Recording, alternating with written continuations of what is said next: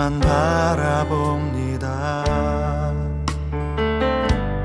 그 누구도 의지할 수 없어. 나의 시작과 끝을 아시네. 나의 길을 계획하는 분, 주님만이 내가 의지할 분, 주님만이 나를 건지시는 분, 나 주께만 엎드려 경배합니다. 오직 주께 드릴 수 있는 건 주를 찬양하는 것. 나의 모든 문제 앞에 주님만을 찬양합니다.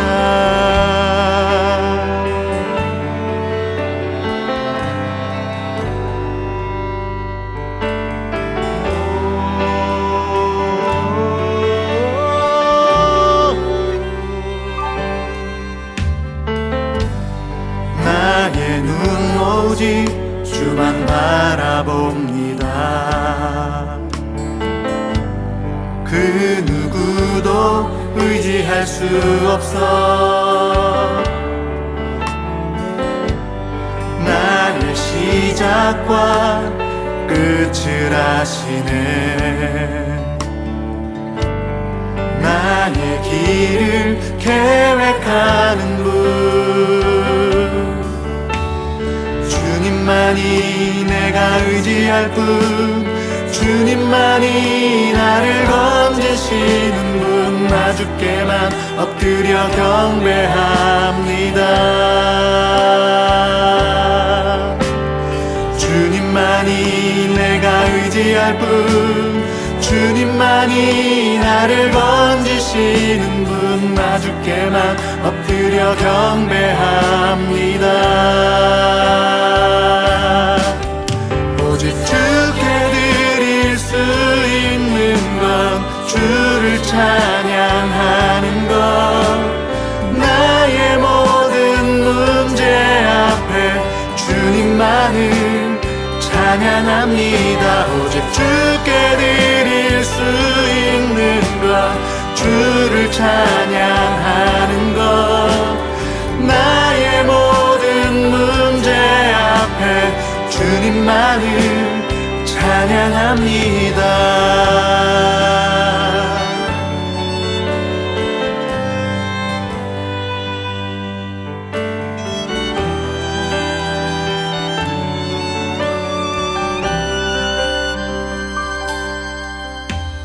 주님만이 내가 의지할 분, 주님만이 나를 건지시는 분, 나 주께만 엎드려 경배합니다.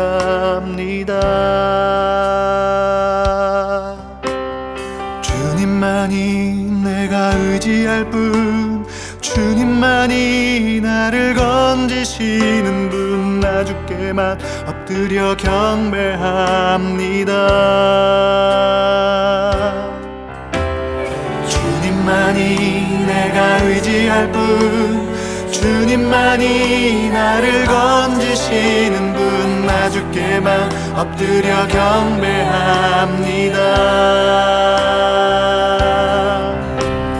주님만이 내가 의지할 분, 주님만이 나를 건지시는 분, 나 주께만 엎드려 경배합니다.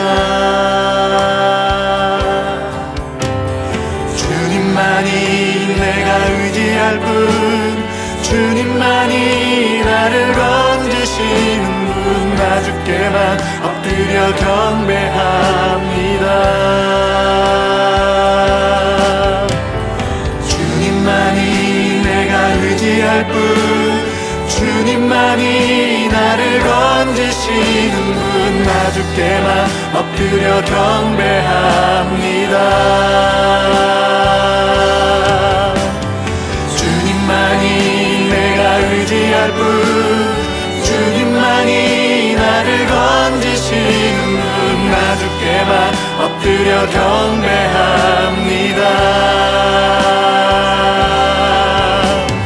주님만이 내가 의지할 뿐, 주님만이 나를 건지시는 분, 나 주께만 엎드려 경배합니다.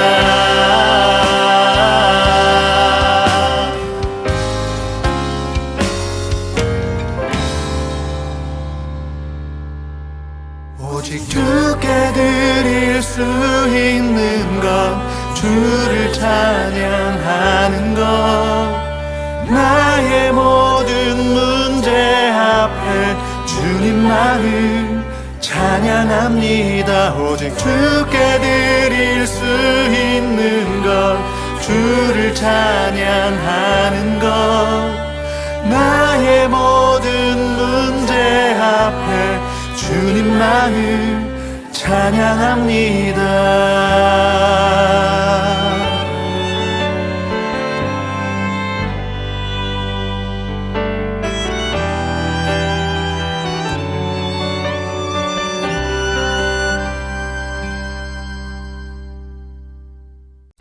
년 보험 지금도 그대로세요? 상황이 많이 바뀌었죠?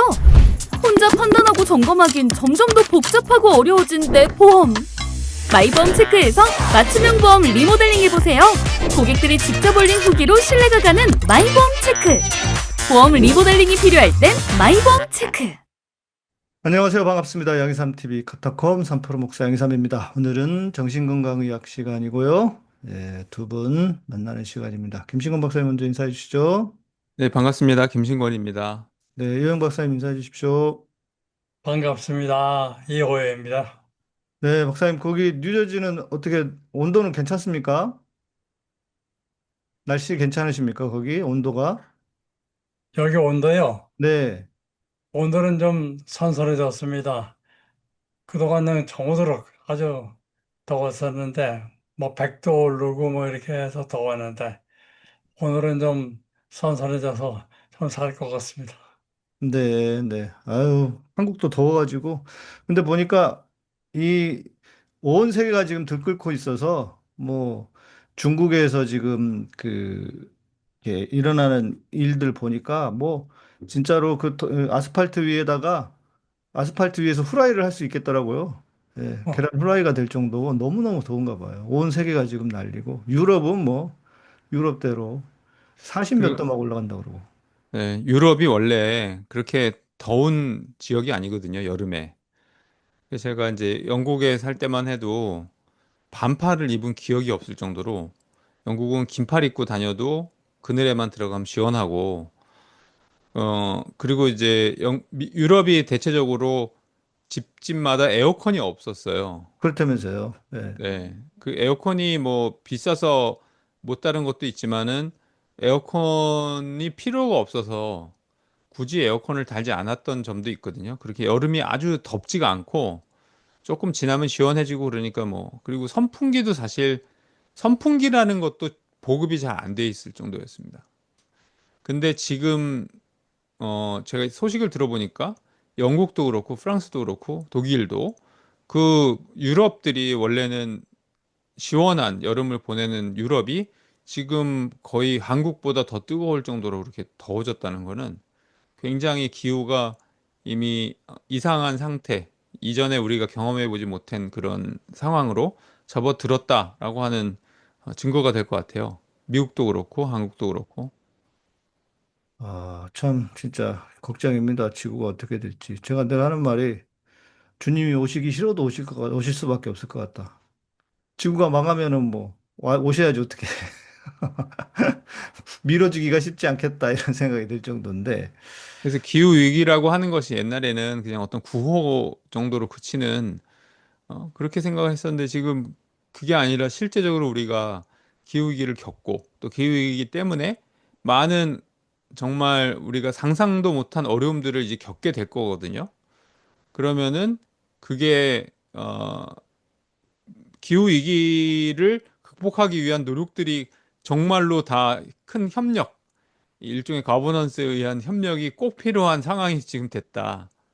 옛날처럼 그냥 말로만 기후위기 탄소 배출 이렇게 하는 게 아니고 지금은 굉장히 어, 시간도 촉박한 빠르게 뭔가를 해야 되는 그런 상황이 벌써 된 것 같은 생각이 듭니다. 자, 그런데 오늘 우리가 트럼프 얘기해야 되겠지만, 트럼프는 이 기후 위기도 안 믿고 있는 사람 아닙니까? 뭐, 그딴 거 필요 없다 그러고 있는 사람이어서, 지금 이 온 세계에 지금 어찌 보면 해악을 끼치고 있는 인물인데, 기후 위기뿐만 아니라 지금 오늘 이제 다루게 될 앱스타인과 관련된 이야기. 와, 어마어마합니다. 와. 근데 그게 이제 어제 오늘 얘기가 아니고 한참 오래전 얘기더라고요.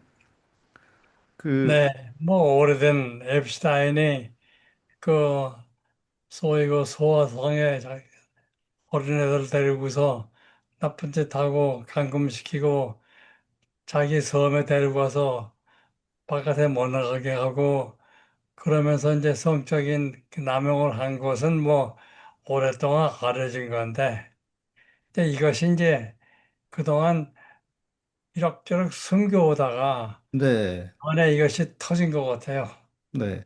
그 앱스타인 사건에 대해서 조금 브리핑을 해드리면, 앱스타인이라고 하는 백만장자가 있었는데, 이 인간이 남미 이런 데 가가지고 10대 소녀들을 거의 납치를 해서 맞아. 말씀하신 것처럼 자기 섬인지 아무튼 그 섬에 감금시키고 이렇게 해서 성적으로 학대를 했는데 문제는 그 앱스타인이 적어놓은 리스트에 웬만한 미국의 영향력 있는 웬만한 사람들이 주르륵 다 나오더라. 거기에 뭐 정치인들, 뭐 기업인들, 거기에 누굽니까? 뭐 마이크로소프트 거기 뭐 나오고 누구 클린턴도 나오고 뭐 난리도 아닌데 그래서 그 앱스타인에 대해서 조사를 하자고 했는데 뭐 거의 막 다 풀어주고 막 이러다가 그 FBI에서 열받아 가지고 다시 구속을 했는데 그게 무슨 사제 감옥 같은데 여기 있다가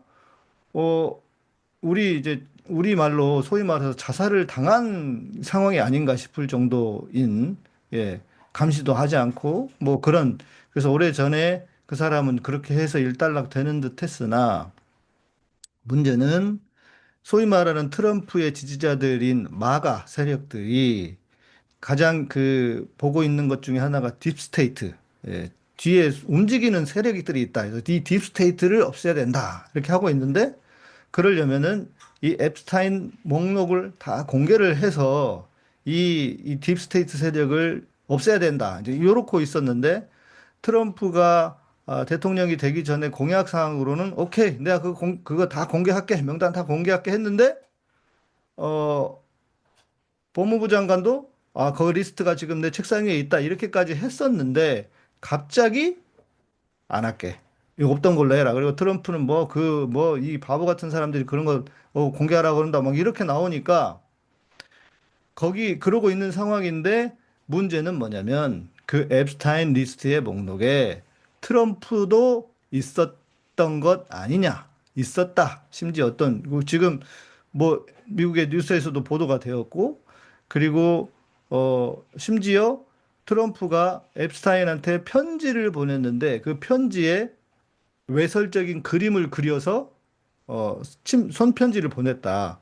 근데 트럼프는 또 변명하죠. 나는 그림을 안 그리는 사람이야. 무슨 그림이야 했는데 뭐 보니까 소더비에 트럼프가 손으로 그린 그림이 뭐 몇만 불에 팔리기도 하고 뭐 이런 것도 있었고 그러니까 지금 트럼프가 다 거짓말 하고 있는 게 아닌가 해서 이 마가 세력 중에서도 보니까 막 그 모자도 막 태워버리고 마가 모자도 태우면서 막 이렇게 하더라고요. 그래서 트럼프 세력이 지금 내부에서 균열이 일어나고 있다. 이 앱스타인 리스트 때문에 요런 게 이제 사건의 개요인데 맞습니까? 예, 목사님 네, 말씀을 약간만 보충을 하면 이 앱스타인이 원래 그 처음에 재산을 모으는 건 이제 금융 쪽에서 했는데 음, 어 그 유명한 이야기는 원래 처음에 이 사람이 그쪽에 부자가 되기 전에도 이미 자기 학력을 위조한다든지 거짓말을 한다든지 일종의 나르시시스트한 어떤 요소들이 되게 많았는데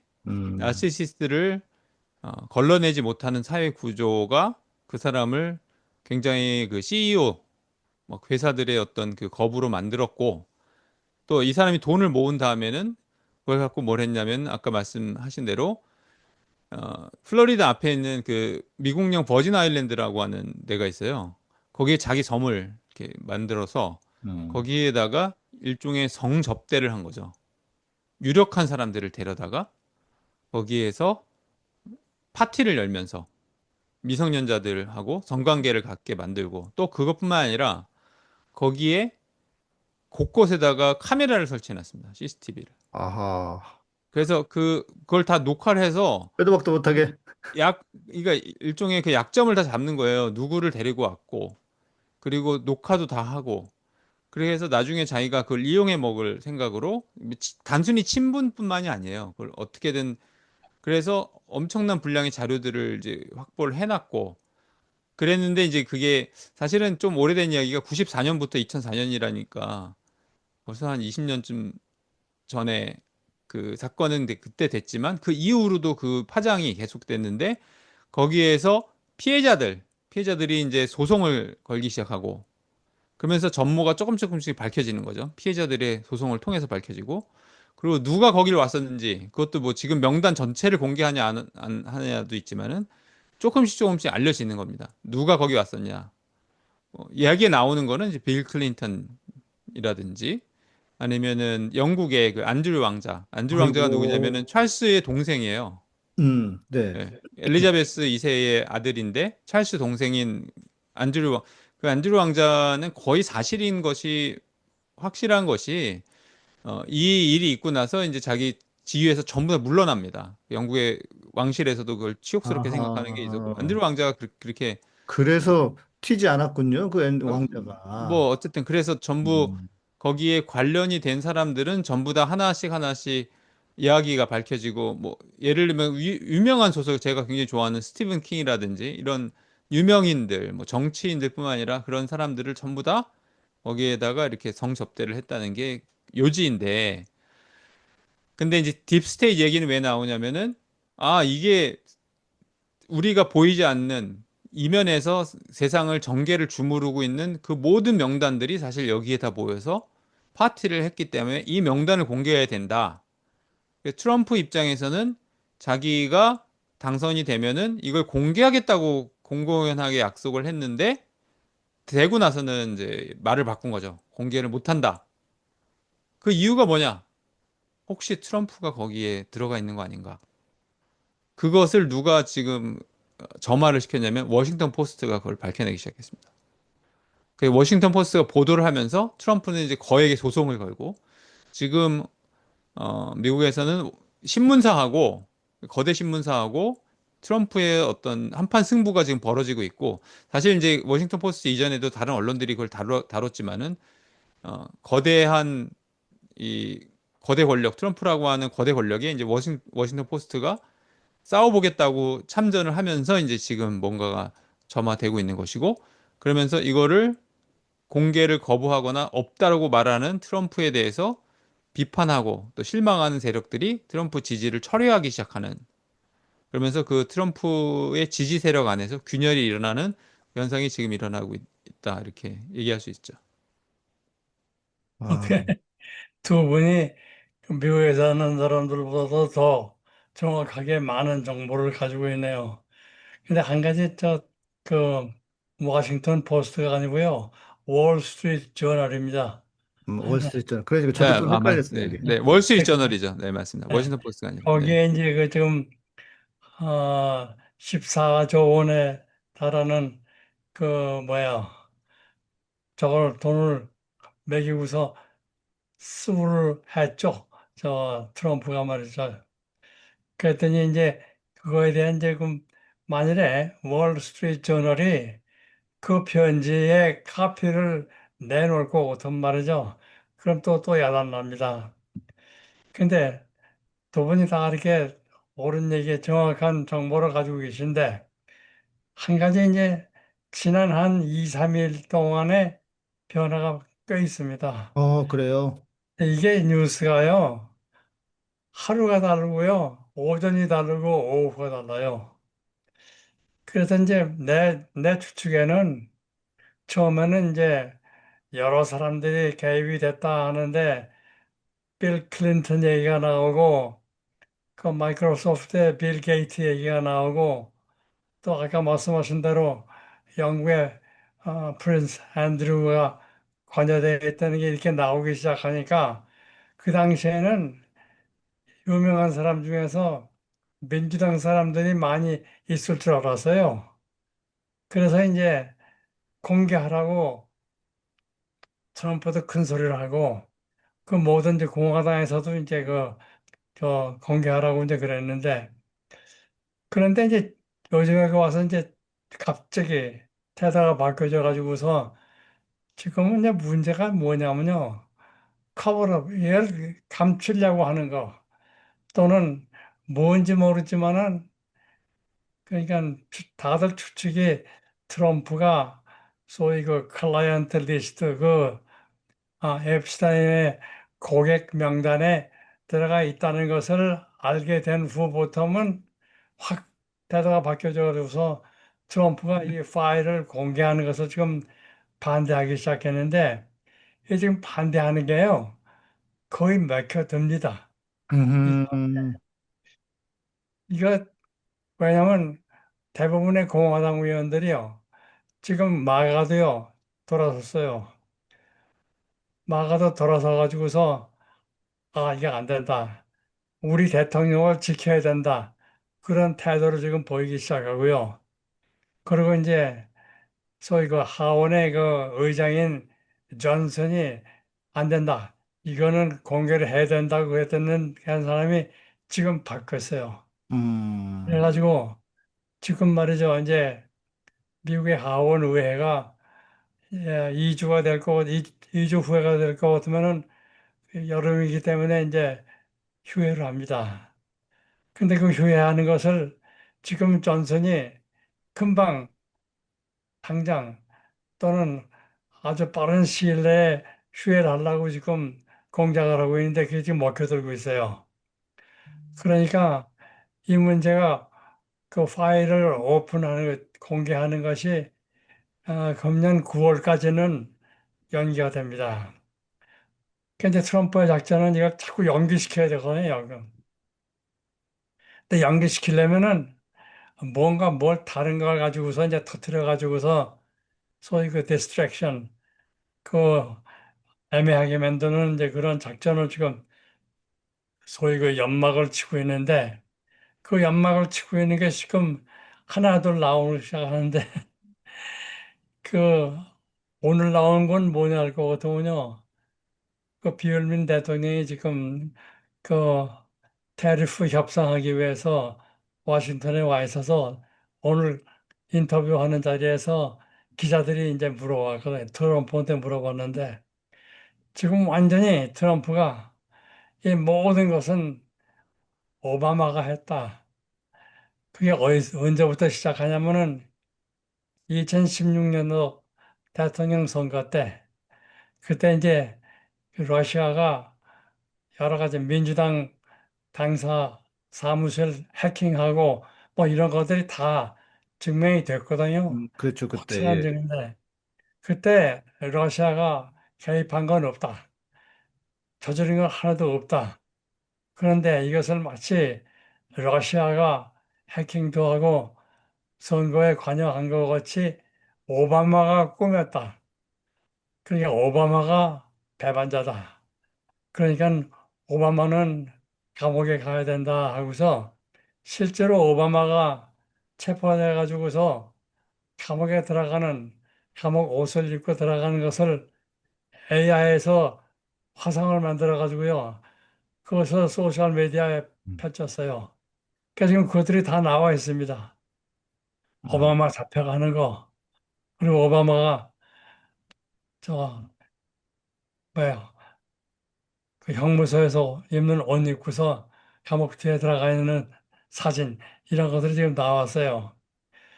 그래서 이게 사실 다 증명이 된 거거든요. 러시아가 개입한 것은 2016년에. 그런데 이것을 지금 뭐 오바마라고 해서 도대체 말도 안 되는 얘기를 하지만은 이게 또 효과가 있습니다. 그렇죠, 예. 그, 그러면은 곧 어, 미국이 브라질 꼴 나겠네요. 룰라 대통령이 그 판사들 장난쳐가지고 갇힌 것처럼 그럴 어, 확률도 있겠고, 어, 뭐, 이제 사건 개요를 이야기하고 있으니까 좀 더 이야기해 보면, 이게 미국이라고 하는 이 사건 자체가 보니까 엄청나게 권력들이 뭐 뒤를 봐주고 막 이렇게 했던 사건이더라고요. 앱스타인이 구속이 뭐 빨리 됐어야 되는데 안 집어넣어. 그걸 보니까 뭐야, 이건 한국이잖아. 한국의 검사들이 하는 짓거리인데? 이랬는데 미국은 그래도 나름 사법 체계와 언론이 살아 있고 뭐 이렇게 생각을 했는데 이거 미국도 별거 아니네. 이런 이런 야, 그 권력의 끝에 올라가면은 다 똑같은가 보구나. 이제 이런 생각이 들 정도예요. 왜냐면 트럼프 때 일어난 일도 아니고 그 오래전에 뭐 그나마 미국이 괜찮다고 했던 그때 일어난 일이라서요. 이런 일들이 많지는 않을 텐데 어떻게 이게 가능했을까 싶어요. 그러니까 미국도 알고 보면은 상당히 구린 나라입니다. 돈 있고 뭐 권력이 있으면요.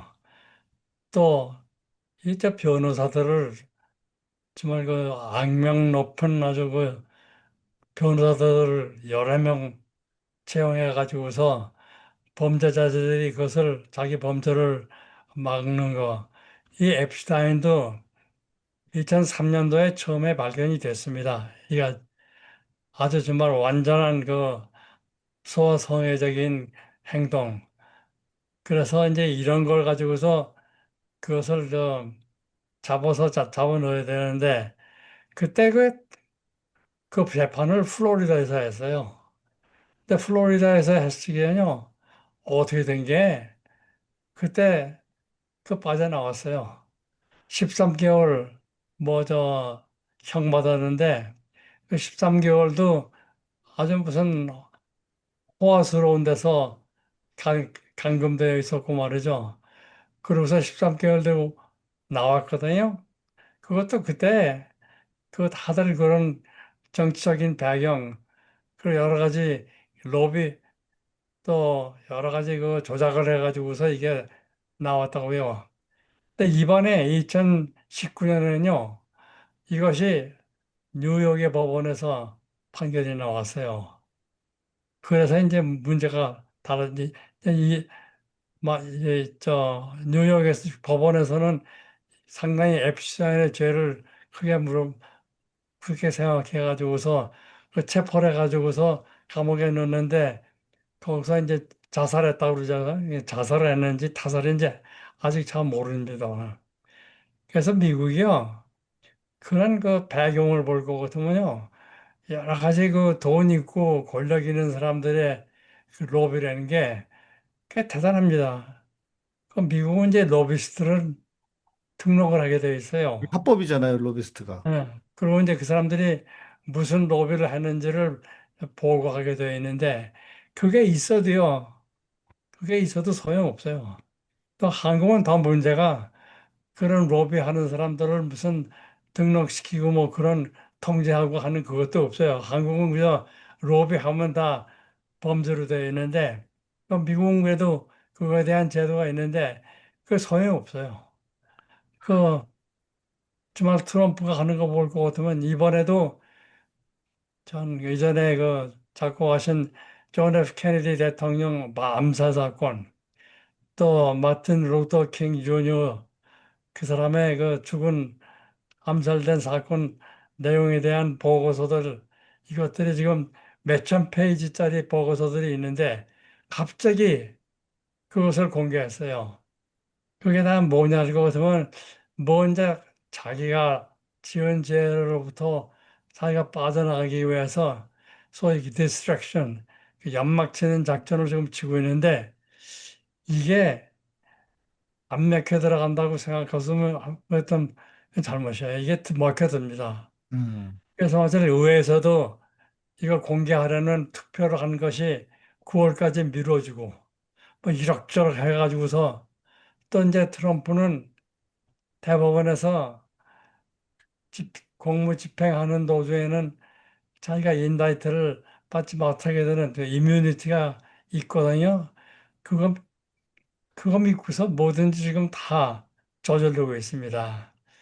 근데 내가 정말 놀라운 것은 뭐냐면 마가가 그렇게 공개하라고 소리를 지르고 공화당이 갈라지고 했는데 지금은 말이죠. 이게 또 슬슬슬슬 다들 꼬문이 치고서 트럼프 편을 들기 시작했어요. 그리고 이제 마가의 대부분은 기독교인들이에요. 기독교인들이 정말 그 정직하고 옳은 것을 추구하는데 그런 마인드가 있다고 그렇게 생각을 했었는데 지금 보니까 그것도 또 뭐 믿을 만한 것이 못 되거든요. 그래서 조금 더 두고 봐야겠지만은 저는 개인적으로 좀 요즘 막 하는 이야기가 그 정의가 반드시 이기지 않는 것 같아요.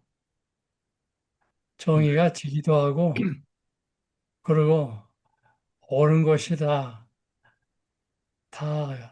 나중에는 선한 사람으로서 그만한 대우를 받는 것 이런 것들이 지금은 없는 것 같고 그냥 막말로 양육, 강식, 힘이 세고 돈이 많아야 살아나는 또는 살 수 있는 그런 것이 지금 우리 눈앞에서 보이고 있지 않나.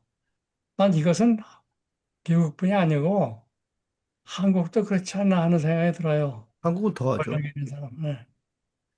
또 그래도 돈이 이제 네, 한국은 조금 약간 정치 지형이 달라진 것이 이 트럼프가 하고 있는 거를 이미 앞서서 한국 윤석열 대통령이 다 했던 전 대통령이 재임 시절에 다 했던 일을 똑같이 하고 있는 거거든요, 지금.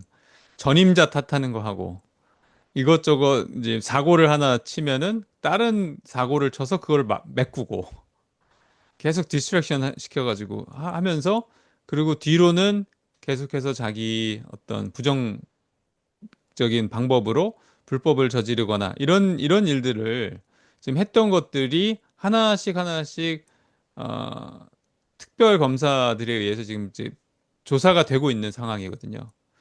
그러니까 어떻게 보면 이게 영영이 정말 묻혀버리고 그리고 실제로 그 친위 쿠데타가 성공을 했었다면은 묻혀버릴 수도 있었을 일들이 지금 이렇게 명백하게 드러나는 거 보면 이게 그래도 언젠가는 뭔가 이러한 정치 지형이 바뀌면서 이게 제자리로 돌아갈 가능성도 있다. 물론 저는 근본적으로 이게 바뀔 거라고 하는 그런 희망을 갖지는 않지만은 그래도 적어도 어느 정도 비정상적이었던 것들이 정상으로 돌아가는 과정은 겪을 수가 있을 것이다. 짧은 그 시간 안에서도. 그런데 이제 제 입장에서는 이제 역사를 공부하고 역사를 바라보는 입장에서는 굉장히 시간이 오래 걸린다. 아마 2000년 전에서도 똑같은 일을 우리는 고민을 했을 것이고, 예수님 시절에도요. 지금도 그 똑같은 고민을 하고 있는 것이고, 앞으로도 이제 마찬가지일 텐데. 이게 아주 천천히, 조금씩, 정말 역사라고 하는 큰 수레바퀴 속에서 아주 느끼지 못할 만큼 미묘한 차이를 조금씩 조금씩 만들어 나가면서 그래도 쌓여서 여기까지 오게 된 것이 아닌가, 요 정도의 희망 정도를, 그 정도만 저는 갖고 있습니다. 네, 맞습니다. 뭐, 저희도 어찌 보면 진짜 저는 이제 윤석열이 쿠데타 하기 전에 한 2주 정도는 정말 절망의 시간이었거든요. 희망이 보이질 않았거든요. 대한민국이 이제 이대로 꼬꾸라지고 망하는가? 왜냐하면 이재명 지금 대통령은 뭐 이제 아는 사람들은 다 알지만 무슨 죄가 있어서 그런 게 아니고 정적 죽이기에 의해서 재판을 5개, 6개를 받으면서 잘못하면 구속될 수도 있겠다. 이런 생각을 하고 있었고 저는 윤석열의 폭정은 뭐 갈수록 심해지고 그래서 야, 이게 어떻게 되나 이게 박사님 말씀해 주신 것처럼 항상 진실이 승리하는 것이 아니구나. 옳은 것이 승리하는 게 아닐 수도 있겠다. 그런 시대를 내가 살아야 되나? 이런 그 위기의 순간이었는데 이거는 뭐 기가 막히게 자기가 자기 발을 걸어서 친위 쿠데타를 했는데 물론 세계 역사에서 뭐 그 친위 쿠데타가 실패한 적이 거의 없다고 할 정도니까요. 그런데도 하나님이 그렇게 해주신 거를 보면서, 아, 역시, 일단, 그래서 칸트가 이야기한 신은 존재한다. 인간의 윤리, 인간의 윤리의 그 끝에 가면 신이 존재할 수밖에 없다. 인간의 윤리의 근거다. 이제 그렇게 한 것처럼 신앙이 아니라도 많은 사람들이 그렇게 생각을 했을 것 같고, 저는 이번 사건에서 무엇보다 충격적인 거는 뭐 잘 몰랐으니까요. 미국 일이니까 뭐 옛날 일이고 잘 몰랐으니까. 그런데 소위 말하는 인신매매 아닙니까? 인신매매. 아무리 남의 나라에서라고 하지만 인신매매범인데 한국에도 몇십 년 전에 막 인신매매들이 막 본거에 태워간다 그래서 정말 그 막 엄청나게 공포에 떨게 했는데 실제 사건은 그렇게 뭐 인원이 많지는 않았을 거라고 생각은 드는데 지금 최고의 나라라고 하는 미국에서 세상에 인신매매를 일으켜서 그렇게 그리고 또 단순히 뭐 단순히는 아니죠. 무엇보다 있는 이 거물들이 야 이런 짓을 했다고 하는 것 거기에 협조하고 그랬다는 게 이게 도대체 영화에서나 범직한 일인데 이게 실제로 일어나는구나 싶어서 야 참 대단하다. 진짜 미국이란 나라도 대단하고 그런 생각을 했었습니다. 자, 이제 그러면은 저희가 이제 오늘 다뤄야 할 것은 이 소아성애자들은 도대체 어떤 인간들인가? 저는 이렇게 머릿속에 이해가 잘 안 되는 측면이거든요. 물론 뭐 저는 이제 에, 제가 동성애자 차별하는 걸 반대는 하지만 저는 동성애도 쉽게 저한테 다가오지는 않습니다. 마찬가지로 소아성애자들 뭐 모르겠어요. 청소년들은 그럴 수 있다 하는데 진짜 어린 아이들을 대상으로 하는 그런 인간들도 있지 않습니까? 와, 어떻게 저런 마음이 들지? 그 어린 아이들 너무 정말 사랑스럽고 그런 아이들을 어떻게 그렇게 성적으로 착취하고 유린하려고 성폭행을 한다는 게 저는 상상이 안 돼요, 상상이. 도대체 어떤 인간들이 그런 짓을 할 수 있을까? 저는 진짜 그게 궁금합니다, 일단은. 네. 이 소아 성애 장애는 그 우리 정신과 영역에서도 수수께끼입니다. 수수께끼. 아, 그래요? 예. 우선 말이죠. 이게 누가 소아 성애를 가지고 있는지 하는 것을 우리가 알 수가 없어요. 범행을 저지르지 않으면 알 수 없어요.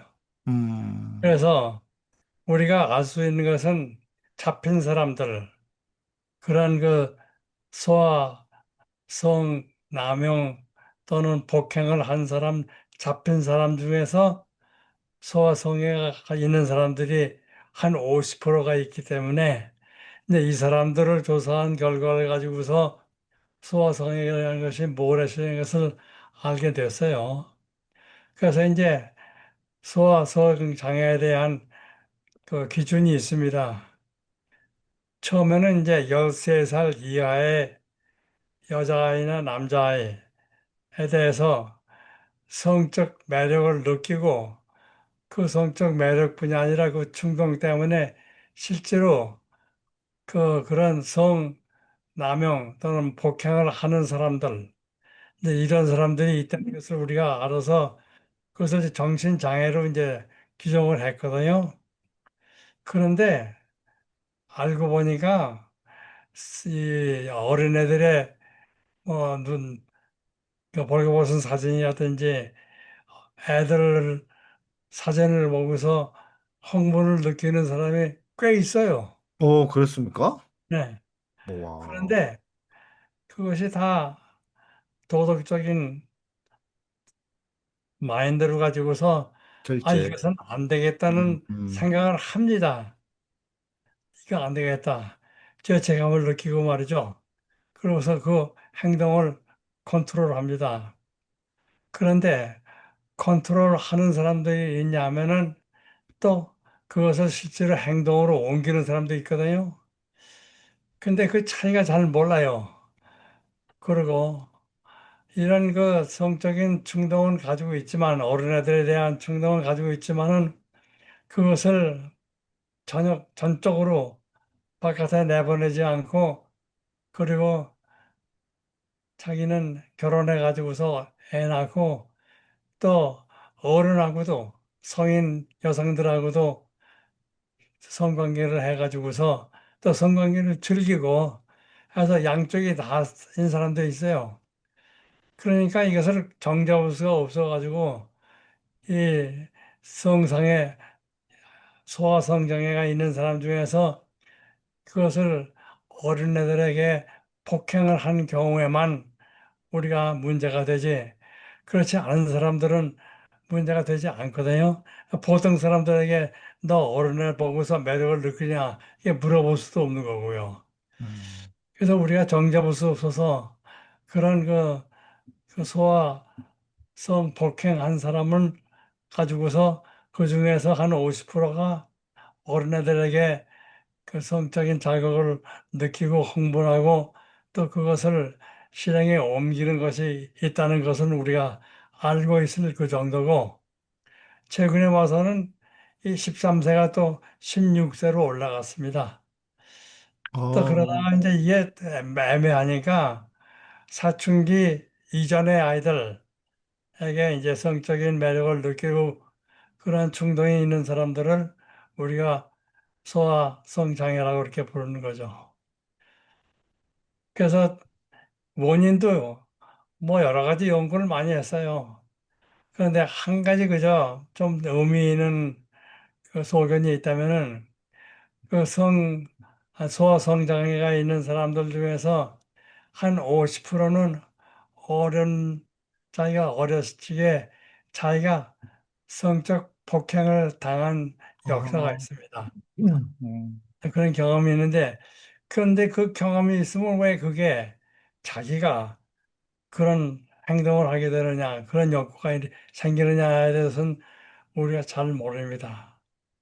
뭐 호르몬 가지고서 연구도 하고 유전이 아닌가 해가지고서 그래서 유전학적으로도 그 연구를 해보고 다 했는데 뭐 하나도 걷잡을 수 있는 어떤 증거가 확실한 것이 없기 때문에 지, 지금도 상당히 이것은 하나의 뭐야 수수께끼로 정신의학계에서도 음. 그렇게 되어 있습니다.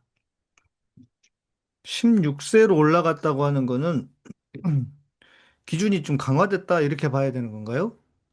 그렇죠. 그리고 이제 이게 좀 애매한 게요. 그 워낙 그 남자들이 자기보다 나이 적은 사람에게 매력을 느끼고 또 결혼도 그렇게 하잖아요.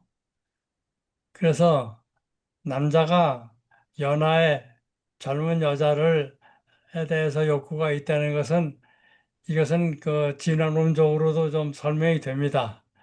그 좀 애를 많이 낳고 또 잘 낳게 하기 위해서 그 DNA가 남자 남자들은 자기보다 나이가 어린 사람을 선택했다는 것은 그것은 좀그 알려져 있어요. 대개 결혼을 할 적에도 한 두 서너 살 차이가 있지 않습니다. 물론 윤석열 전 대통령은 12살의 사이가 있지만은 보통 사람들은 다 그 자기 또래지만은 연하야 하거든요. 그러니까 젊은 여자를 보고서 매력을 느낀다는 것은 그것이 죄가 될 것도 없고 이게 상당히 보편적인 거예요. 저도 지금 나이가 93세지만 그 젊은 여자들을 볼 것 같으면 그 성적인 충동을 느끼거든요. 그런데 이걸 왜 어린애 나이를 만들어 가지고서 문제가 되느냐 하는 걸 가지고 이제 시비를 하다 보니까 그 13살 가지고는 안 되겠다. 그러니까 우리가 조금 더 애들에게 보호해주기 위해서 16세로 하자. 이렇게 해서 이제 16세가 된 겁니다. 음. 그 미국은 소아 성범죄자들 처벌이 엄청나지 않습니까? 엄청납니다. 여기선 지금 지금 앱스테인 그 경우에도 말이죠. 같이 동반자로 같이 또 뭐 애인이고 서로 파트너인 그 막스웰이라는 여자가 있지 않습니까? 그 여자는 이제 그 젊은 아이들을 알선해 준 그 소위 트래피킹 그것을 도와줬는데 형을 20년 받았어요. 그냥 알선만 했는데도. 그러니까 뭐 앱스테인의 경우에는 이것은 뭐 뭐 거의 사형감입니다. 아주. 몇백 그래서 년 나오죠. 근데 이 막스웰이라는 여자가 또 20년 형을 짓고 있었는데 지금 갑자기 법무장관을 만나겠다고 그래요. 근데 법무장관이 만나겠다고 그랬어요. 그 번디가 만나겠다고. 근데 그 왜 그러냐고 보면은 이 막스웰이 자기가 좀 불어넣을 테니까 그러면 그 대가로 나의 형을 좀 감소해 달라고 그거 하려고 지금 그러거든요. 그러겠죠. 예. 그래서 그 여자가 또 무슨 얘기를 하려는지 알 수가 없어요. 근데 트럼프가 그 리스트의 한 명이라는 그런 얘기를 할 것 같진 않아요. 그렇게 했다가는 그 사면이 안 되거든요. 그러니까 이게 무슨 얘기를 해가지고서 또 누굴 끄집어내는지 알 수 없기 때문에 그 지금 이것도 지금 상당히 그 어려운 문제로 지금 여기고 있습니다. 그런 거 근데 콜, 아닙니까? 오바마도 있었다. 이런 거 하는 거 아니에요? 없었어도 있었다고. 지금 우리 한국에서 그 쌍방울이라고 김성태 그 회장이라는 인간이 처음에는 이재명하고 대북송금, 그 대북송금도 아니지만 전혀 상관없다고 했는데 자기 죄가 있으니까 검찰한테 거짓말로 불고 또 물론 검찰이 회유했겠죠. 그래가지고 이제 뭐 이재명도 범인이다 이렇게 했다가 권력이 바뀌고 나니까 이재명 대통령 되고 나니까 내일 모레 기자회견 한답니다. 그거 아니라고 검찰한테 회의당했다고 이렇게 할 거라고 그런 얘기가 들려요. 예. 그럼 뭐 트럼프한테 불리한 얘기를 할 수가 없겠죠. 지금 트럼프가 권력을 그렇죠. 가지고 네. 있는데. 아, 근데 저는 이제 이런 생각이 좀 드는 게 그 진짜 말 그대로 13세 미만의 여자 아이들, 뭐 저는 이제 남자니까요. 남자에 대한 거는 잘 모르겠습니다만은 여자들이 그 남자 아이들에 대한 그런 욕망을 가지고 있는 사람도 있겠죠? 여자들의 경우도 있겠죠? 있나요? 다시 좀 아니, 그러니까 말씀해 주세요. 성인 네. 여자들이 어린 남자에게, 소아 남자에게 그런 욕망, 그런 경우 그런 경우도 있을 수 있고 이제 성이 반대인 네. 경우에 성인 있습니다. 여성들이 네, 소아 남자들을 향해서 성적 그러니까, 욕구를 가지는 경우도 있고 또 네. 반대로 있습니다. 예, 네. 남자들이 어린 여성을 대상으로 해서 하는 경우들이 이제 반대들이 그, 있는 거죠. 그 그건. 그 비율은 제가 잊어버렸는데 남자의 경우가 훨씬 더 많고요. 네, 상당히 여자도 있습니다. 있긴 그 있다. 대상은 이제 남자아이들이죠. 네. 예. 그런데 이제 저는 그쪽은 진짜 제 머릿속에서 끔찍해서 이제 상상이 안 되는 일인데, 예를 들어서 청소년, 청소년 혹은, 그러니까 미국의 경우는 청소년이라고 해도 되게 성숙해 보이잖아요. 16세? 16세면 막 아가씨 같잖아요, 미국은.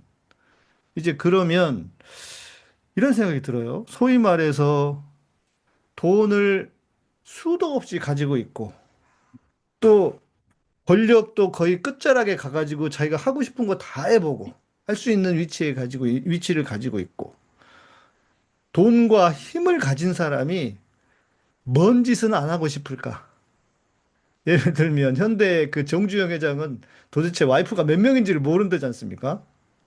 그러니까 그 우리나라도 이 재벌 회장들 보면 지나가다 예쁜 여자들 보면 다 자기 품에 품고 싶어 할 그 마음이 한편으로는 그래 마음으로는 나도 혹시나 그게 내가 모든 걸 가지고 있고 신앙도 없고 그러면 남자니까 그럴 수 있겠다는 생각이 한편은 들기도 하는데 그래서 이제 저는 그런 차원으로 제가 전에 한번 그런 사람 만나봤거든요. 이분이 강남에 살면서 돈이 좀 꽤 많이 있어요. 그런데 이분이 제가 뭐 다른 일 때문에 그렇게 만났다가 신앙이 없는 분이고 강남에 이렇게 지나가는 아가씨들 이렇게 보면서 보라고 쟤도 이쁘고 쟤도 이쁘고 얼마나 예쁘냐고. 근데 이 사람은 거의 그 자기 와이프가 나이가 몇십 살 차이가 나요. 그러니까 거의 그 아가씨라기보다 20대인가 그래. 20대, 30대인가 초반인가 그럴 정도 와이프가. 그런데 남자가 내가 다른 여자하고 자는 거에 대해서는 터치하지 않는다. 그 조건으로 결혼을 했다는 거예요. 네. 그러니까 한편으로는 그렇게 돈이 많고 뭐 자기가 하고 싶은 거 다 할 수 있는 사람은 특별히 무슨 신앙의 어떤 가책도 없고 그러니까 신앙이 있는 것도 아니어서 양심의 가책 그런 부분에서 뭐그 정적으로 개방되어 있는 사람은 아니 뭐 이게 즐기고 사는 거지 뭐 이럴 수 있는 거지 않습니까? 이제 그런 차원에서 보면은 특히 이 뭐 권력자들 재벌들이라고 하니까 한편으로는 이해가 되는 측면도 있어요. 제가 그랬다는 게 아니라 한편으로는 그럴 수도 있겠다라고 생각하는 조금 나눠서 보이긴 한단 말입니다. 그러니까 그 심리는 이해가 되기는 해요. 이거는 어떻게 어떤가요? 네. 네. 뭐요. 그, 참 재미있는 것은 그 소아 성장이라는 것이 그 소위 그 희생자, 그러니까 대상이 되는 여자 아이들의 80%가 돈 때문입니다. 음, 돈을 주니까 그것이 뭐 노력하지 않고 또는 자기도 무슨 뭐 쾌감을 느끼면서 버는 돈 아닙니까? 그러니까 그것이 합의가 돼가지고 그래가지고서 소아성장에 관계가 맺어지는 경우도 많이 있고요. 그다음에는 이제 그 강제로 하는 경우는 한 20%밖에는 안 됩니다. 이번에 그 앱스타인의 경우도 납치했으니까 강제로 한 케이스겠네요. 저 앱스타인의 경우는 강제가 있습니다. 예. 그건 증명이 됐어요. 음, 그 자기가 그 리틀 세인트 제임스라는 섬을 가지고 있는데 그 섬에 데려가 가지고서 거기서 못 가게 하고서 그냥 그 강제로 이렇게 막 구금한 거죠. 그러고서 이제 성행위를 한 경우도 있기 때문에 이 앱스타인은 아주 이것은 그 소아성장애 뿐이 아니라 일종의 그 사이코패스입니다. 음. 다른 성격 장애가 있고 그리고 이제 다른 성격 장애가 있는 경우가 많이 있어요. 그 잡힌 놈들은 말이죠. 근데 잡히지 않은 사람들은 역시 이제 문제가 없죠. 그리고 아까 제가 말씀드렸는데 남자 중에서 소아성장애가 있는 남자들이 남자 아이들만 또 골라서 합니다. 그러니까 동성애적인 그런 또 음, 관계가 되는 거죠. 그 여자 아이들은 그 관계를 안 하고 또는 흥분도 안 되고 그리고 이제 남자 아이들하고 이렇게 성적 자극 느끼고 또 그런 행위도 하는 이제 그런 아이들도 있어요. 그런 사람들도 있어요. 그래서 이게 걷잡을 수 없이 말이죠. 다양하기 때문에 참 그 어떤 패턴을 주어가지고서 이것이 정신장애고 뭐고 이렇게 이야기하기가 어렵습니다. 근데 아까 이제 양 목사님 말씀하신 거를 이제 다시 한번 돌이켜 보면 이런 건데 어떤 사람이 성적 취향을 독특하게 가지고 있다는 것과 그것을 실현한다고 하는 것은 큰 차이가 있는 겁니다. 그렇죠. 왜냐하면은 네, 소아성애라고 하는 것은 그 소아 어린 미성년자들을 향해서 성적 욕구가 발현이 되는 경우에 이제 소아성애를 갖고 있다라고 말하지만 사실 그것을 실제로 그들을 착취하는 혹은 약탈하는 그런 방식으로 나타내려면 굉장히 큰 권력이 있어야 되거든요. 힘이 있거나 파워가 그렇죠. 있거나. 예. 그리고 또 그것을 사회적으로 본인이 억압하거나 스스로가 그런 그 욕구가 있음에도 불구하고 그걸 사회화시켜서 억압하거나 그 컨트롤, 스스로 셀프 컨트롤 할 수 있는 그런 능력이 있으면 그렇게 하지 않거든요.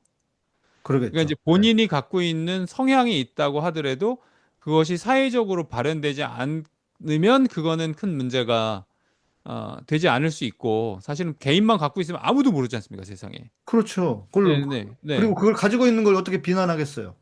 그렇죠. 그게 이제 일종의 자기가 타고난 어떤 뭐 질병이라고 볼 수도 있고 아니면 이상 상태라고 볼 수도 있고 저는 이제 그렇게 생각하는데 특히 이제 성범죄 같은 경우에 특이한 성적 취향이 개인이 가지고 있는 것에 대해서 우리가 뭐라고 할 수는 없지만은 문제가 되는 것은 그것이 타인에게 이게 성적 취향이라고 하는 것은 본인만 가지고 있을 수가 없고 그것을 대상화해서 그것을 대상이 필요하기 때문에 그것이 그 타인에게 피해가 될 때 거기에서 이제 비로소 큰 문제가 생길 수 있다라고 생각하는데 예를 들면 뭐 동성애라고 하는 것도 결국은 동성애적 성향을 갖고 있는 내가 뭐 동성을 향해서 성적 욕망을 느낀다라고 하는 것과 실제로 동성애를 발현하고 하는 거는 거기 차이가 있지 않습니까? 그렇죠. 네. 예. 그리고 그것도 내가 가지고 있는 욕구를 억지로 실현하는 거, 폭력적으로. 그러면 그건 또 성폭행, 어, 추행이나 성폭행이 될 수 있는 것이고. 그러니까 어떻게 보면 권력을 갖고 있느냐, 그 사람이. 그렇죠. 또 그 권력을 남용해서 자기가 가지고 있는 성적 취향을 만족하느냐. 거기에서 이제 범죄가 되느냐 안 되느냐의 큰 그 차이점이 있다고 생각하는데 이 앱스타인 같은 경우에는 자기가 그런 것들을 갖고 있는 것을 돈이 있고 권력이 있고 또 사람들을 그 범죄죠 말하자면 권력을 통해서 그 사람들을 마음대로 컨트롤할 수 있기 때문에 사람들을 컨트롤하는 데 대한 그 힘 때문에 그런 것들을 마음대로 활용할 수 있고 아까 말씀하신 재벌이라든지 아니면 그런 권력자들은 그런 것들을 마음대로 예를 들면 옛날에 무슨 박정희 대통령 때도 그냥 TV 보다가 막 여배우가 마음에 들면은 데리고 와라 이렇게 했었다는 얘기잖아요. 그러니까 그렇게 권력자들이 얼마든지 자기의 나쁜 짓을 할 수 있을 때 그때 비로소 큰 문제가 되는 것이고 그때는 이것은 치료나 아니면 처벌이나 이런 그 공적 영역으로 들어가게 된다. 이 개인이 갖고 있는 것과 그 사회적 문제는 좀 차이가 있다 이렇게 생각이 됩니다. 뭐 그 네. 갑자기 그 생각이 드는데 영주들은 실제 그랬는지 모르겠지만 영주들은 자기들 그 땅에 있는 여인들 아무나 데려다 잘 수 있는 거 아니었어요? 어땠습니까? 옛날에 심지어 영국에서 스코틀랜드인가 이 영주들이 결혼을 하면은 첫날 밤을 영주가 할 수 있는 맞아. 권리들이 있었던 경우도 있어요. 맞아요. 뭐 아주 드물게. 네, 통일교 보편적인 건 아니었지만은 네. 문선명이처럼 피가름 해주는 것처럼 그 실제로 결혼하기 전날 밤 그 영주하고 먼저 자야 되고 이런 게 있었잖아요. 그 영화에도 나오지 않습니까? 네. 예. 그 소아성 장애가 있는 사람이 그 욕구가 정말 자기가 이런 욕구를 가지고 있는 것이 창피해서 죄책감을 느끼고 그래서 이것을 고쳐달라고 정신과를 찾아온 경우가 있습니다. 음, 그런데 여러 가지 방법으로 그 치료를 해봤는데 그, 그 욕구가 없어지는 경우가 없습니다. 그러겠죠. 그 네. 욕구인데 근데 한 분명히 가지 이 사람들이요. 소아성장애를 가지고 있는 사람들이 뭐 사진만 보면은 자기가 정적 자극이 되고 뭐 이런 것들이 있지만은 숨기고 사는 사람들은요 결혼하고 애도 있고요 나이 많이 먹은 여자하고도 성교가 되고 성교를 하면서 쾌감도 느낍니다. 그러니까 동성애하고는 달라요. 동성애는 같은 성끼리는 성을 느끼지만은 이성하고는 성감을 안 느끼는데 이 사람들은 어른하고도 섹스를 할 수 있고 말이죠. 쾌감도 느끼기 때문에 그래서 이제 일평생 동안 이것을 숨기고 사는 사람들도 있거든요. 그래서 이 지금 말씀하신 것 같이 이제 권력이 있는 사람들이 이것을 많이 이제 이런 범행을 하는 것은 사실인데 더군다나 앱스타인의 경우는요. 그것을 자기만 하는 게 아니라 다른 사람들을 끌어들여요. 그렇죠. 예. 특히 이제 유명한 사람들을 끌어들인다고. 권력이 있는 사람들을 끌어들여요. 그래가지고 자기 스스로를 방어할 수 있는 방법으로 너희들 까불면은 아까 김승걸 박사 말씀하신 것처럼 이것을 다 촬영을 해놓고서 너희들 까불면 이거 내가 다 비밀 가지고 있다.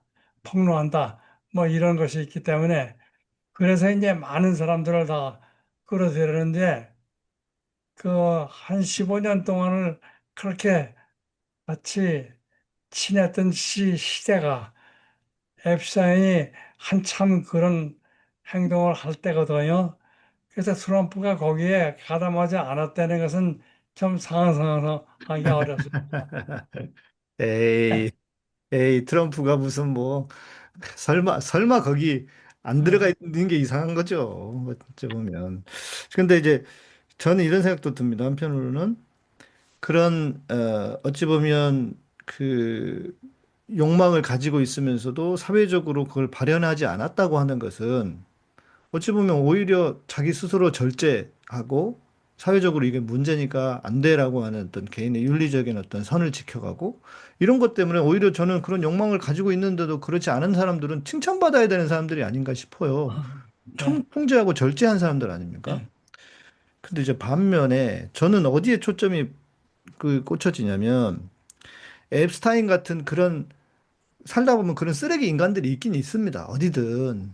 그러니까 그놈은 그렇게 나쁘다 치는데 문제는 뭐 전직 대통령 혹은 뭐 무슨 최고의 기업인 그리고 심지어 그 어떤 왕자. 예 왕자 그 뭐라고 명예를 중요시하는 왕자 이런 사람들이 그걸 꼬신다고 해서 거기에 넘어가서 실제로 그 배경은 모르겠어요. 배경을 모를 수도 있겠죠. 납치된 사람들인지 납치된 아이들인지 어쩐지 모를 수도 있지만 제가 생각해 볼 때 이 그 앱스타인이 꼬셨다고 해서 꼬셨는지 아니면 뭐 무슨 어떻게 됐는지 모르겠지만 가서 실제로 그 어린 아이들과 자기들이 그런 행동을 한다고 하는 게 범죄가 된다는 것을 알았음에도 불구하고 모르진 않았을 거 아닙니까? 알았음에도 불구하고 그런 행동을 함부로 했다고 하는 것 자체가 이것이 소위 말하는 이게 뭐 노블루스 오블리저는 다른 케이스로 연결이 되긴 하지만 뭐랄까 권력을 가진 사람들일수록 힘을 가진 사람들일수록 이것을 돈을 가진 사람도 마찬가지 어떻게 잘 사용해야 될 것인가를 평소에 생각하지 않으면은 그냥 홀라당 넘어갈 수 있다고 생각하거든요.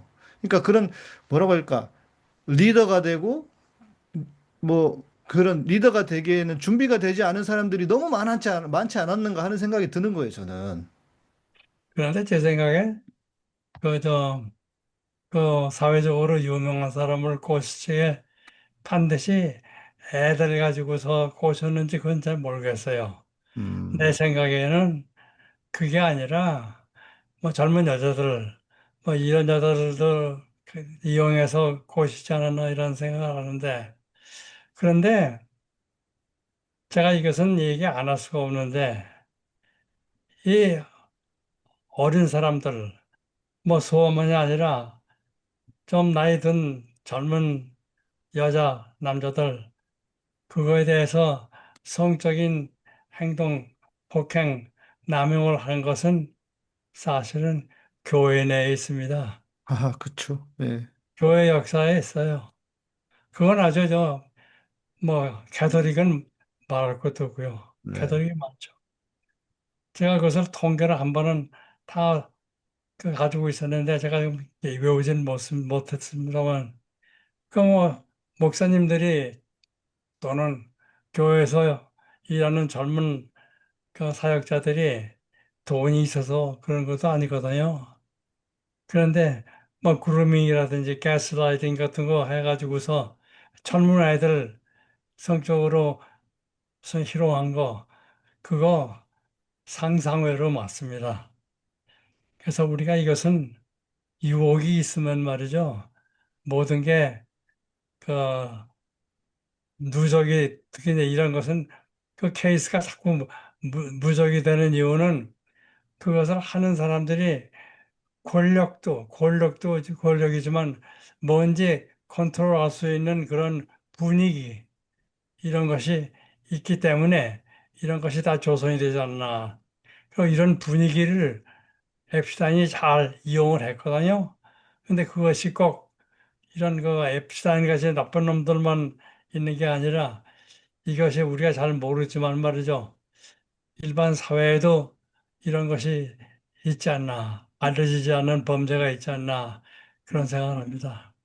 근데 선생님 사실 우리나라만 해도 이런 문제가 있었습니다. 한국에서도 그 별장에서 성접대하는 것이 이제 테이프로 녹화되고 법무부 차관이 거기 가서 이렇게 성접대 받는 부분이 어, 사진에 찍혔는데 검찰에서는 얼굴을 알아볼 수 없다. 그래서 이제 기각시키고 지들만 못 그런 알아봐. 국민들은 다 알아보는데. 얼굴 다 똑같 우리가 볼 땐 다 저 사람 저 사람인데 근데 검찰에서는 못 알아봐요. 그러고서 드롭시키는 그런 그러니까 이게 그때 사건은 들켜서 그런 거지. 그런 일들이 얼마나 비일비재하게 많이 있었을까?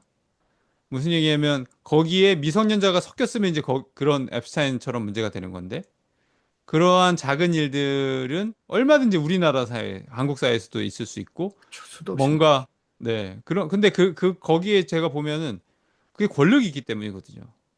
음. 힘이 있고 그리고 돈이 있고 그러니까 그런 욕구들을 갖고 있을 때는 사실 질병일 수도 있고 그게 아까 선생님 말씀하신 대로 죄책감도 생기고 그러니까 치료를 받아야 겠다고 생각하는데 만약에 그 사람이 권력을 갖고 실현할 수 있다. 그럼 그렇죠. 이제 거기에서 선을 넘어가면 범죄가 되는 거거든요. 타인을 해치는 거고. 그리고 제가 선생님 좀 아까 말씀하신 대로 예를 들면 교회나 목사나 아니면 사제들이 왜 그런 어떤 성범죄를 저지를 수 있느냐. 제가 이제 미국에서 그게 카톨릭 내부에서 큰 문제가 됐었고 사실 제가 조지타운에서 공부할 때 저희 동기 그 아버지도 그런 저기가 있었어요. 그 아버지가 카톨릭 신부였다가 저기 어, 신부를 그만두셨는데 예, 피해자입니다. 내 친구가 내 친구의 아버지가 예, 그런 분 이야기들을 이렇게 보면서 이게 종교라고 하는 것도 상당히 큰 권력이고 특히 이제 카톨릭에서 신부 사제들은 엄청난 권력을 가지고 있지 않습니다. 가지고 있지 않습니까? 복사들이라고 하는데 이제 어린 아이들이 이제 그걸 하면서 이제 또 교회에서의 목회자의 권력은 또 굉장히 신적 권력이고 그러다 보니까 지금 어떤 그 다큐멘터리 넷플릭스 다큐멘터리에서도 이제 얼마 전에 났지만 나는 신이다 그런 것처럼 어떤 유사 종교에서의 교주라든지 그러니까 그런 권력을 손에 쥐인 사람들이 얼마든지 그런 것을 할 수 있을 때 결국에는 그게 범죄의 차원으로 넘어가는 것이 맞는 것 같고 이 중요한 거는 이제 질병의 문제가 하나 있고 또 그거를 범죄까지 만드는 권력의 결합이 하나 있고 그 부분을 조금 더 이렇게 디테일하게 봐야 되지 않을까 이런 생각이 들어갑니다. 그 제가 그러니까 이게 녹화가 다음 주에 이제 올라갈 거니까 지난 한 일주일 전에 한참 요즘 시끄러운 김장환 목사 그리고 순복음교회 조용기 살아있을 때 순복음교회 뭐 같은 뭐 맥락이니까 교회 목사 조용기 목사에 대한 이야기를 제 방송에서 제가 저만 아는 이야기를 해 드렸는데 다시 좀 말씀드리면 그 한국교회 원로이신 목사님이 부활절 연합예배인가 행사를 끝나고 63빌딩 꼭대기 올라가가지고 그거네. 네 명이었답니다. 말씀해주신 한 분, 김장한 목사, 그리고 조용기, 그리고 63빌딩 주인 그때 무슨 최순영 장로인가 하는 그 사람 넷이서 차를 마시는데 조용기하고 김장환이 막 그런 얘기를 하더래요. 막그 아주 편한 자리니까 뭐 다방 내지 허벅지를 만졌느니 어쨌느니 막 그런 얘기를 하더라는 거예요.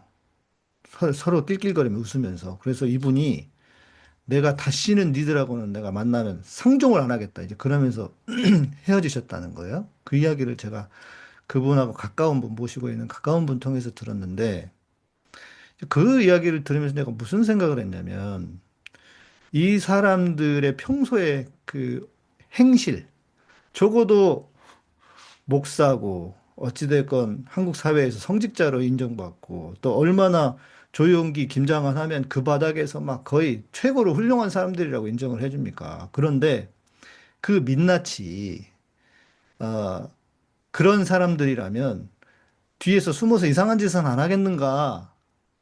그런데 실제로 들어보니까 조용기 같은 경우에는 조용기하고 오랫동안 싸우셨던 장로님 계시거든요. 그분은 조용기 목사에 관해서 이야기하는데 알려진 여자만 네 여자만 5명인가 6명인가 그렇다고 하고요.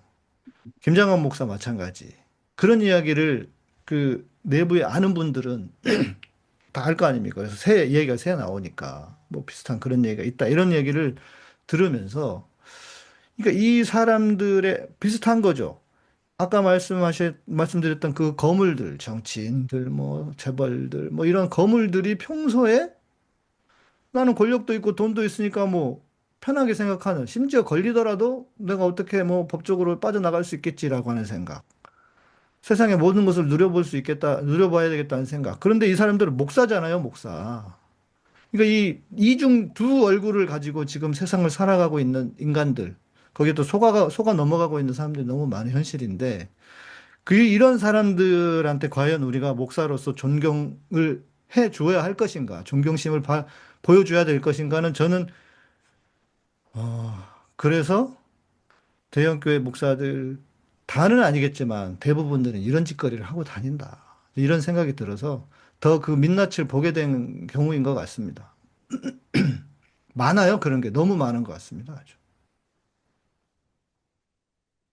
저는 뭐 상당히 이저 목사님들에 대해서 특히 유명한 목사들, 큰 교회 하는 성공한 목사들에 대한 그 신뢰가 제가 없기 때문에 제가 그래서 뭐 막 말을 못 합니다만 그 김정은 목사님 그 설교할 때 그 외친 얘기를 들어보면요.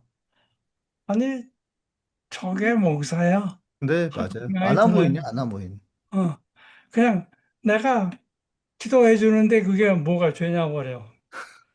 아니 그래서 난 속으로 저렇게 주님의 이름을 팔아가지고서 말이죠. 아무 짓이나 다 하고 누구에게나 어떤 경우에 있는 사람이거나 무슨 죄를 졌거나 뭘 벗어나려고 할까, 죄에서 벗어나려고 하는 그런 시도가 있거나 상관없이 다 기도를 해준다는 게 저게 맞는 얘기인가? 그런데 기도를 해주는 것으로 말미암아 자기가 또 영향력이 커져요. 그렇습니다. 힘도 커지고 말이죠. 그래가지고서 아주 그 한국 침례교회 대표적인 목사가 김장한 목사 아닙니까? 그런데 그 사람이 그 말하는 거라든지 하는 행동을 볼 거 같으면요, 이건 뭐 정말 그 아주 쌍소리가 나올 정도입니다. 네. 아니, 그거는 범죄 아닙니까? 범죄. 그러니까 범죄를 일반적인 사람들은 숨기려고 합니다. 그런데 그 범죄를 자기가 자랑하듯이 내가 무슨 죄가 있냐 하면서 설교 시간에 그거를 이야기를 하고 성도들에게 아멘을 강요하고 근데 이게 도대체 아멘 안 한다고 뭐, 야, 이게 아멘 안 한다고 또 소리 지르는 거 보니까 그러니까요. 나 그 기가 막혀서 말이죠. 그 아멘을 안 한 사람들이 나는 참 훌륭한 사람들인데 그 사람들 왜 아멘 안 하냐고. 이해하기 어려워요. 거의 이 정도면 금치산자 아닙니까? 금치산자? 네. 예? 이게 뭐가 옳은지 그른지도 모르고 제 범죄인지 야, 참 이게 목사들의 수준이라는 거니까요. 예. 근데 근데 그 기도하고 나서 다 예수님 이름으로 기도했을 거 아니겠어요? 근데 그거 죄 아닙니까? 예수님 이름 팔아가지고서 말이죠. 그 남용한 거죠. 예수님 이름을 남용해가지고서 아무데나 막 뿌려놓는 거. 나는 그게 죄 같은데 모르겠습니다. 사실 네. 이제 이런 이야기를 할 때마다 제가 드는 생각은 제가 알고 있는 수많은 목사님들은 굉장히 이런 것들을 조심해서 살아가는 분들입니다. 그러니까요. 네, 이게 예를 들면 뭐 로컬에서 지역에서 목회하고 있는 목사님들은 되게 조심하거든요. 조그만한 문제도 생기지 않을까 해서 어떤 성적인 뭐 문제 때문에 자기가 스캔들이나 혹은 뭐 구설수에 오르지 않을까 해서 굉장히 조심하는 분들이 되게 많거든요. 근데 대체로 보면은 권력을 가지면 가질수록 점점 자기가 신과 어떤 하나님과 이렇게 동등한 위치에까지 올라서는 그런 권력 구조를 가지면 그러한 자기 컨트롤, 자기 절제나 자기 검사, 자기 검열, 뭐 이런 것들이 점점 약해지더니 나중에는 자기가 하는 모든 일들이 전부 다 합리화가 되는, 맞아요. 네. 그래서 그렇게 되는 것 같습니다. 근데 지금 사실 제가 기억나는 많은 저희 동기 선후배들이나 알고 있는 목사님들은 되게 그런 것들에 대해서 민감하고 되게 조심하고 또 되게 그런 것들을 사실 옛날보다 많이 달라졌습니다. 이 네. 성인지 감수성도 많이 달라졌고요, 목사님들이. 네. 옛날처럼 막 그 설교 시간에 성희롱하고 이러면 큰일 나니까 요즘엔 되게 조심하는데 젊은 목사님들이나 이 권력 가지면 가질수록 점점 그게 약해지는 게 안타까운 이야기죠. 그러니까 김장한 목사의 경우는 누구한테도 그런 평가 혹은 그것이 잘못이야라고 하는 생각을 한 번도 가져본 적이 없기 때문에 거의 그 망나니 수준 아닙니까? 그 정도면?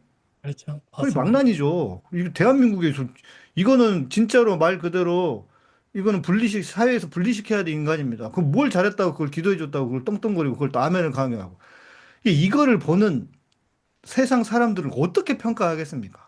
저 미친놈 아니야? 이런 말이 그냥 나올 텐데. 그런데 그런 사람이 교계에서 제일 존경받는 목사래요. 참 환장할 노릇입니다. 이게 진짜. 예. 이게 아까, 기독교의 현실. 예. 네. 아까 그 김승곤 박사님 말씀 나더라. 자기가, 자기가 가지고 있는 목회자로서의 위치에서 어떤 힘을 남용하지 않을까 하는 것을 조심해야 하는 사람. 또 자기가 소아성장애가 있는데 그 욕구를 참고 사는데 이거 내가 창피해서 못 견디니까 이것을 고쳐보겠다고 정신과 의사 찾아가는 사람. 자기가 소위 그 리플렉션, 자기 스스로를 돌이켜보고 자기 스스로가 조정을 하는 그런 사람하고 전혀 그런 브레이크가 없는 사람들은 엄청난 차이가 나거든요. 난 트럼프 같은 사람은 그거 없어요. 죄책감을 안 느낍니다. 거짓말을 수없이 하고도요. 자기가 거짓말했다는 것으로 창피해하지도 않아요. 그런 것 같습니다. 예. 합리화시키고 그러죠. 그래서 이런 그 자기를 성찰하는 능력이 있는 사람하고 없는 사람하고 이거 참 큰 차이라고 생각합니다. 그래서 우리가 하다못해 교육이나 애들 키울 적에 이 자기 스스로를 돌이켜보는 그 능력을 경험하는 거, 가르쳐 주는 거, 뭐 이런 것들도 중요하지 않나 이렇게 생각을 하고 난 특히 교회에서 그냥 회개하라 이렇게 할 게 아니라 자기 스스로가 자기를 돌보는 그런 능력도 조금 교회에서 그 가르쳐 줘야 되지 않나 그런 생각을 합니다. 그게 핵심이죠. 어찌 보면 교회가 해야 할 핵심 중에 하나가 있지 않을까 싶고. 음, 그래서 여쭤보고 싶었는데 박사님께서 처음에 그냥 앞부분에 안 고쳐진다고 말씀을 하셔가지고 이제 뭐 슬슬 좀 마무리하면서 말씀을 드려야 될 것 같은데 동성애적인 성향을 가진 분도 그렇고 이런 소아성애자, 그러니까 성적으로 어찌 보면 좀 사회에서 쉽게 용인받지 못하는 뭐 신앙적으로는 죄다 뭐 이렇게 이야기하는 것까지 가는 분들 보면 일단 그분들 스스로가 엄청나게 고통 속에 살아갈 것 같아요. 왜냐하면 알잖아요. 이게 사회가 용납해주지 않는다는 걸 알고 그러면 얼마나 그가 고통스러운 삶을 살아갈 것인가를 주변에서 좀 그 함께 생각해 줄 필요가 있다는 생각이 드는데 교회는 맨날 그냥 손가락질만 하고 그러고 보니까 소아성애자에 대해서는 교회는 비판 안 합니다. 동성애자만 비판하는데 어, 그 생각이 드네요.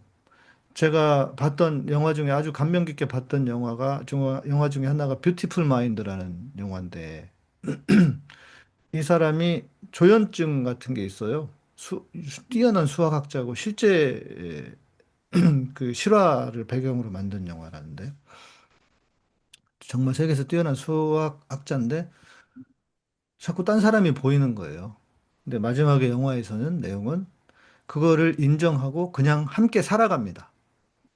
자꾸 이상한 사람들이 막 보여요. 그런데 그냥 그걸 인정하고 살아가고 그렇게 해서 예, 훌륭한 수학자로 살아가는 그 영화 마지막 장면인데 힘들고 고통스럽겠지만 결국은 그런 자기를 인정하고 그렇다고 해서 선을 넘지 않으면서도 최선을 진짜 그 소아 성애자들은 진짜 범죄니까 그거를 선을 지키면서 살아가는 거 이게 무엇보다 중요하지 않을까 하는 그런 생각이 드는데요.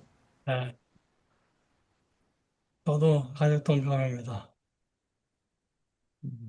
네, 그 공감 능력이 있어야 돼요. 남의 고통, 남의 처지를 이해하고 그들이 느끼는 고통이나 어려움을 공감할 수 있는 능력이 있어야 다 포섭할 수 있고, 아까 그 양 목사님 말씀하신 것이 지금 최근에 정신의학의 경향인데, 그것을 조현병 환자를 병으로 보지 않고 이런 문제를 가지고 있는 사람이기 때문에 우리가 도와줘야 되고 음, 그들의 세계를 우리가 받아들이고 인정하고 그리고 자기 스스로가 그 장애를 가지고서 살아가는데 뭔가 새로운 것을 배우고 나름대로 발전하고 원숙해지고 그리고 선한 삶을 살 수 있도록 그렇게 우리가 도와주면 되는 거지.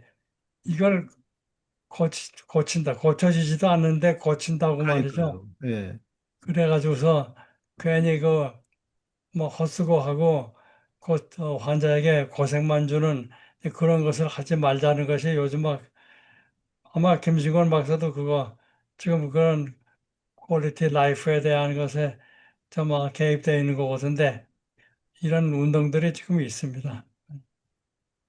네.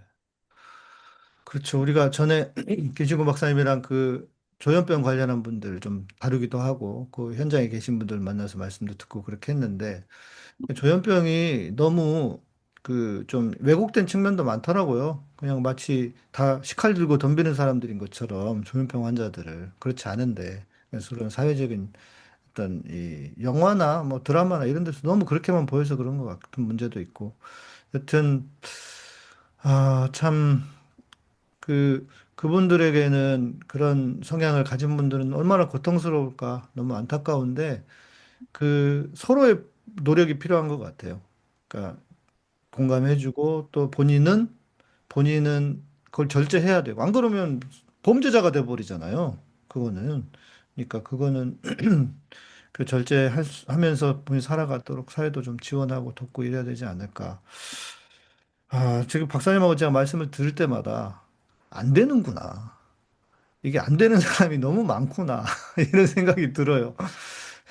그러니까 쉽지 않다, 이게 진짜. 그런 성향을 가지면 참 얼마나 힘들까. 예, 그런 생각이 듭니다.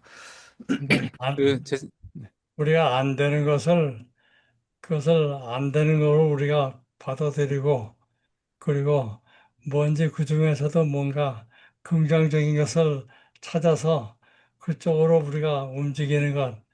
이게 김승원 박사가 말씀하시는 소위 네거티브 케이퍼빌리티 중에 하나죠. 그 이제 소아성애라고 하는 이제 성적 특이성, 성적 취향의 특이성, 뭐 이 외에도 여러 가지 종류들이 많이 있는데 사실 그거하고 조현병하고는 좀 차이가 많이 있긴 그렇죠. 하죠. 왜냐하면 그러니까, 조현병은 본인이 뭐를 할 수 있는 상황이 아니고, 그죠. 예, 네, 본인이 자제하거나 본인의 리플렉션이 있다고 해서 그게 뭔가 달라지거나 그렇진 않으니까 그렇긴 통제가 안 한데, 되잖아요. 네. 예. 근데 오늘 우리가 이제 이야기했던 그런 성적 특이성의 경우에는 저는 개인적으로 조금 약간 더 진보적인 입장에서 접근을 하는 편이긴 한데 이건 개인적 견해입니다. 그런데 그게 남을 해치지 음, 않는다면은 음. 자신을 해치지 않고 남을 해치지 않는다면은 그것 자체로서 뭐 존중까지는 아니지만 그걸 우리가 비난하거나 그렇죠. 네네 비난받을 그럴 이유는 그럴 없죠. 필요는 네. 예를 들면 이상 정욕이 있다고 해서 그 사람 자체가 뭐 악한 사람이고 나쁜 사람은 아닐 수 있거든요. 동성애도 마찬가지고 그게 맞습니다. 어떤 선을 제가 아까 말씀드린 것은 이제 권력을 가지면서 그것을 타인을 해할 수 있는 맞아요. 범죄의 차원으로 넘어가는 그 지점. 그놈들이 나쁜 거기, 놈들이지. 네, 그게 나쁜 거지. 그 이전에 가지고 있는 어떤 것들에 대해서 본인이 스스로 뭐 괴로워하기도 하고 또 이게 죄책감도 가지면서 그렇게 스트럭을 해 나가면서 어떻게든 짊어지고 살아가려고 하는 그런 것은 그런 것은 최대한 존중받아야 된다. 그리고 예를 들어서 이상성욕이 있다고 해서 그것을 좋은 파트너를 만나가지고 서로 간의 예를 들면 뭐 사디스트나 매조키스트가 좋은 커플을 만들어서 서로 그런 커플의 생활을 한다면은 그걸 누가 뭐 그렇죠. 어떻게 범죄라고 말할 수 있겠습니까? 그게 이제 사회적으로 폭력이 되거나 아니면 원치 않는 사람에게 그거를 한다는 것이든지 아니면 동성애도 저는 왜냐하면 동성애도 커플 잘 만나서 뭐 그렇게 한다면은 그게 사회적으로 어떤 남을 해하는 일이 전혀 되지 않는데 그렇게 되지 않도록 우리가 하는 거. 또 아까도 제가 말씀드린 것처럼 특히 많은 권력을 가질수록 내가 가지고 있는 이상 성욕이나 혹은 내가 가지고 있는 어떤 그런 뭐 이상 성욕뿐만이 아니라 어떤 욕망, 돈에 대한 욕망이나 그런 것도 마찬가지인데 권력을 많이 가질수록 훨씬 더 스스로가 조심해야 될 것 같다. 내가 이런 권력을 가지면 내가 훨씬 더 여기에 더 크게 넘어지기가 쉬울 것 같다는 그런 경각심을 항상 가지고 사는 것이 되게 필요한 것 같다. 저는 어떤 예를 보냐면 아주 극단적인 얘기하지만 윤석열 전 대통령이 그런 대통령까지 안 됐으면 이렇게까지 그렇죠. 사회에 해악을 끼치거나 아니면은 본인을 이렇게 나락으로 떨어뜨리지는 않았을 거라는 생각하거든요. 그런 권력을 함부로 탐하고 그 권력이 어떤 의미인지를 모를 때 결국 인간에게 다가오는 그 종말이라는 것은 그런 것밖에 안 된다. 그러니까 많은 힘들이 우리에게 주어질 때 저도 모르는 사이에 나도 힘을 갖게 되는 그런 일이 있을 때 그거를 굉장히 조심하게 생각해야지 그게 마치 밝은 면만 있다고 생각하는 것은 이제 안 했으면 하는 것이 저의 개인적인 생각입니다. 네, 맞습니다. 네, 우리 마무리하면서 이영영 박사님 마무리 말씀해 주시고 마치도록 하겠습니다. 네. 그, 제가 미국에서 개업할 적에 노출증이 있는 사람이 있었어요. 근데 뭐 외모도 멀쩡하고 또 회사에서 그래도 책임 있는 자리를 가지고 있고 수입도 괜찮고 아주 여러모로 아주 신사예요. 그런데 가끔 이렇게 여자, 여자들 있는 데 가서 이렇게 자기 성기를 노출시키는 이제 그런 버릇이 있었어요. 바바리맨. 근데 그게 이제 결혼을 했는데 그 부인이 날 찾아와서 내가 이제 우리 남편이 어떤 때에 이런 노출증을 할 경향이 있는지를 내가 아니까 그거 내가 낌새가 있을 적에 선생님한테 올 테니까 선생님에게 불러서 얘기 좀 하세요 그래요. 그런데 정말 그 여자가 와서 나한테 요즘 막 우리 남편이 좀 이상하다고. 그래서 부르면 또 와요. 오면 물어보면 부인이 눈치챈 게 맞습니다. 음, 그런 충동들이 일어나거든요. 그래서 이제 여러 가지로 이제 정신치료를 하고 다스릴 것 같으면은 그 위기가 넘어가요. 그래서 이렇게 아까 말씀하신 것 같이 이 병을 잘 이해를 하고 같이 나누어서 그것이 성적인 어떤 비행이 되지 않게끔 예방하는 방법이 있거든요, 찾으면. 그래서 이것을 범행을 하지 않도록 막는 쪽으로 이렇게 해야지 그 노출증이 있다고 그래가지고 이게 범죄자라고 무슨 뭐 경찰에 신고하고 뭐 이럴 게 아니거든요. 그런 이제 슬기로운 길이 찾으면 저는 있다고 생각합니다. 음, 네. 그러니까요. 음, 범죄자로 무조건 만드는 게 좋은 세상은 아닌 것 같고요. 함께 특이한 사람들도 있고, 그러니까 함께 살 수 있는 세상을 만들어 가야죠. 근데 여튼 참, 저는 그 생각은 들어요. 그런 분들은 참 괴롭겠다, 힘들겠다. 예, 얼마나 고통스러울까. 자기의 어떤 의지와 상관없이 그런 욕망이 올라올 때, 욕구가 올라올 때, 그걸 통제한다는 게 보통 일이 아닐 텐데, 참 안타깝다는 생각이 들고요. 그래도 뭐 결국은 본인의, 때로는 본인이 자제하고 통제해야 되는 몫도 있을 테니까, 네. 모르죠, 뭐. 우리 시청자분들 중에도 모르는 그런 어떤 말 못할 그런 게 있을 수도 있어요. 예, 그런데, 아, 주변에서 돕고 스스로 통제하면 그냥 뭐 행복하게 살 수 있다. 예, 뭐, 그냥 뭐랄까, 남에게 해를 끼치지 않으면, 예, 그런 부분은 살 수 있지 않을까 싶습니다. 네, 좀 특별한 이야기였는데요, 오늘. 예, 특별한 주제였고, 특별한 이야기였는데, 또 두 분 귀한 말씀 감사드리고요. 저희는 또 다음 달에 뵙도록 하고요. 양희삼TV는 여러분의 후원과 슈퍼챗, 슈퍼이챗 그리고 멤버십으로 운영됩니다. 구독, 좋아요, 알람 설정 해주시고요. 저는 내일 또 뵙도록 하겠습니다. 고맙습니다. 감사합니다. 네, 고맙습니다. 감사합니다.